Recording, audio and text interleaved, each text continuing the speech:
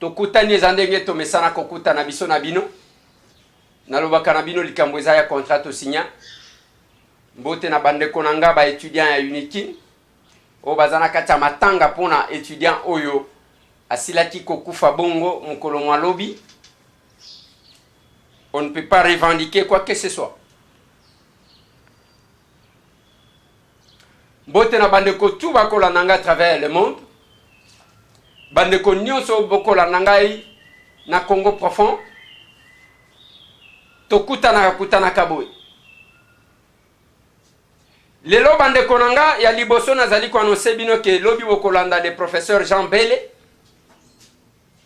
Akoya kolobela lobi makambu. Y actualité au Italie, candidat commun de l'opposition. Oh lelo, biso ba congolais, ba vieux a tellement partagé. Pona ba musus, de quoi les yozo côté la Félix a imposteur, a ebi ko respecter signature na yete. Yozo côté la epo anine. Ba misusu pe.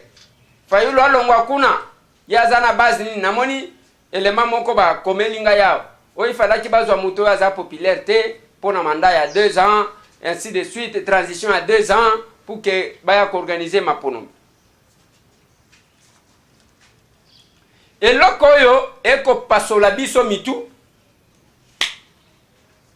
yangonga na lobaki na émission auto salaki mukolo mwa lobi bon. Bah ouais, on va retirer la signature, va retirer sous quelles conditions? Bah pression saline. Mais ce qui est un montage, là, c'est compliqué. Mais ce qui est un mouvement, mon quoi salemaki, il y a que bah base na bango balingité. Tu vois bolingi basani. On est leader, tangu yo zana batu na sima. Ndekonanga bazo komelanga linga tangi sanga bah dit principe. Il y a un leader. Bon, on a habité. Peut-être aux Alakana Iniluna Bane 40-45. Mais la science politique, au Kobimise la Kangate, place mon Kobalobike, un bon leader, c'est celui qui n'écoute pas sa base. Wana to komi wapi. Tozana royaume, toza wapi. Nous nous battons pour des principes démocratiques.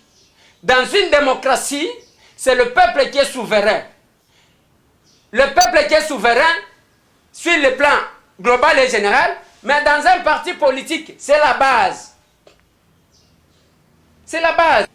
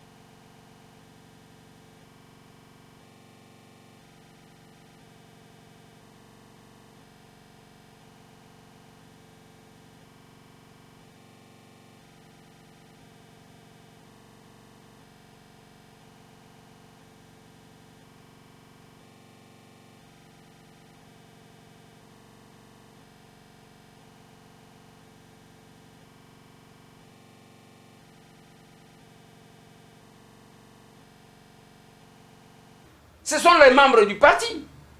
On ne va pas dicter des choses. Mais tout ce que vous devriez me dire, qu'un bon leader, c'est celui qui a la capacité d'influencer cette base-là. On en a l'ingénieur à comprendre. Mais influence en est-ce que ça les mandingues. Moi, je pense qu'il y a quelque chose de malheureux bon. Il fallait qu'il peuple à la laki, à la mouka, et à la bande de quoi dynamique, et à la bande de quoi UNC, et à la bande de quoi il y a UDPS, la mouka. Si vous pensez que si vous continuez l'histoire, d'accord, il n'y a pas de problème. C'est l'avenir qui nous dira quoi. Je sais certainement que devant les partenaires extérieurs, ils seront en difficulté. Mais c'est arrivé. Martin Fayoulou Madidi, candidat commun de l'opposition, Oyo, bakenda qui voté à Genève, a lobby que a contacté Bango pour que revenir sur la décision, appliquer l'accord bakenda qui signé. Oui, mais il fallait qu'il puisse échanger la stratégie. Il fallait qu'il échanger la stratégie. Soit il ne fallait pas que Bawel Lissa, qu'on annonçait Yango, il fallait qu'il préparer la base na Bango. En étant sur place, peut-être ça aurait donné autre chose. Bazongi balobimo, moi je sais pourquoi on a choisi Martin Fayoulou. Martin Fayoulou, c'est parmi les radicaux. Yamakasi. Mais la stratégie, okolo bela mutu eloko kwa malamu, mais olobi ango na ndenga mabe, mutu azwikanda. Peut-être ça. Bobimi, bazozela, boye bo déclarer. Vous n'avez pas préparé moralement votre base. Parce que la base, bazalatina, ce qui s'est passé dans Triomphal, dans le meeting, je pense que c'est ça. S'il y a des éléments ou des raisons. Mais là où ça complique un peu, quand les profs Matungulu a lobby que dès le premier tour, Baye Kobeta tant, c'est les profs Matungulu, na Martin Fayoulou Madidi, de Batikali. Les deux autres ici, Bakoui. Est-ce que quelque part là, vous avez que les années locomo? Parce que c'est sur base de critères en Wezalakini. Oyo est éliminé du coup. Nous allons voir ce que ça va donner. J'ai entendu les profs Njoli. Alors que le MSC va soutenir les candidats communs de l'opposition. C'est-à-dire, moi, Namboka Martin Fayoulou m'a dit jusqu'au bout. Bon, la position de Moïse Katumbi sera laquelle?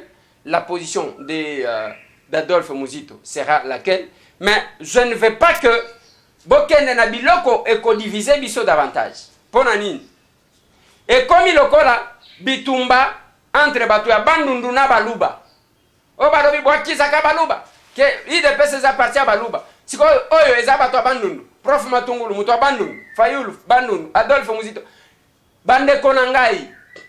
Ba démarche wana tokotika laka jamais ko avancer soki tozomona yango tango bino bosangana ki boyeba kike Muzito azamu to abandu boyeba kike Fayoulou azamu to abandu boyeba kike Matungulu azamu to abandu lelo makambo wana ko yako bima sikoyo po ani. Je pense que ça ne va pas nous avancer. C'est mon analyse. Mais loko ngana koloba olie akofingana to salisana ba proposition mutu bisika azana entrer akoka ko iser de son poids na mayele na ye pour que toi aboutir à une solution. Martin Fayoulou croit encore en la candidature commune. Merci. J'ai fait un service.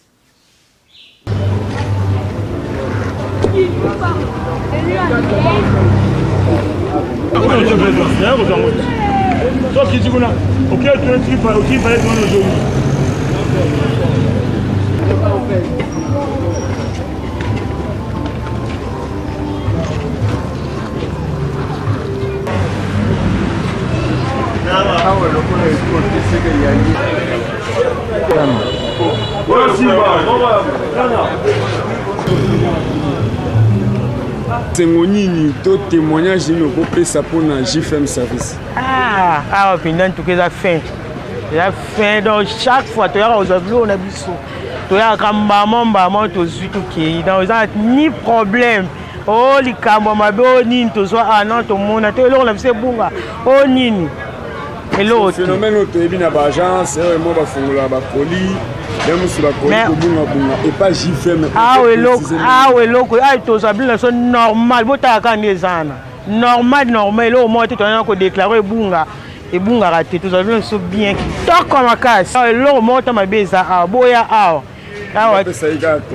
confiance kaka biso topesa confiance na biso nyonso awa donc mwa nyonso toujours dati bayesa biso toya tozwa. Bonjour, nga komona ngai papa Toleki Samuel, mais ndeko na biso nde asali connaissance na agence oyo. Depuis to bandi ko travailler na ba agence oyo, en tout cas nan to bungisa ta qualité. Ata ndenge zakale musu biloko musu yena ba casse. En tout cas, deuxième fois yango to zui biloko na biso sans problème. Vous comprenez? Eloko bungité, eloko bon pona ba diaspora bandeko na biso bazana mikili kuna. En tout cas, ba travailler na agence oyo. Ba travailler na agence oyo bakozala dessus te. So bazana biloko na bango, so bazana mutu asir awa oya koyamba biloko en tout cas kozwa ngo tout comme ndenga nazozwa biloko nanga awa. Oh presque ndenge bambale ko ndenga wana kaka donc kokuta problème ezate tous les biloko ne batinaki tozobenga na tozozwa ngo donc des intignon surtout tozozwa. Bazali kozwa biloko ne tolobi bar 22 ko comme avant le 23 et comme avant le 23 décembre. Botsa biloko parce que le 17 batse kadena okozala na retard. Bande kotu bokoji ko benga na ba numéro wana ba ko tiela bino pona ko tia biloko na bino. RDC Monde à Milouz.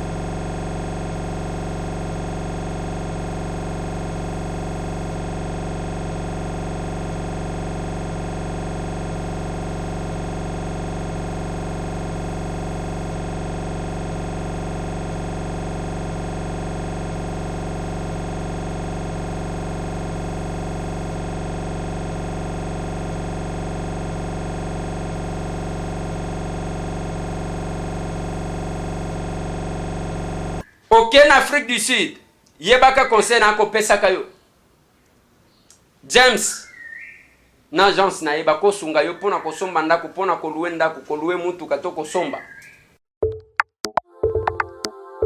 Sokolingi Kosomba, Koteka, Tope Kofutela en Afrique du Sud. L'agence immobilier Yellow Star Housing ezali pona kosungayo na ba démarche nyonso. Na betap nyonso, équipe ya agence eza disponible pona kosala o ezali bosenga na yo. Yellow Star Housing, vos besoins et notre préoccupation. Sokolingi Komona biso, luka biso na adresse Oyo 37 Lensboaf Street, Robert Chan, Johannesburg.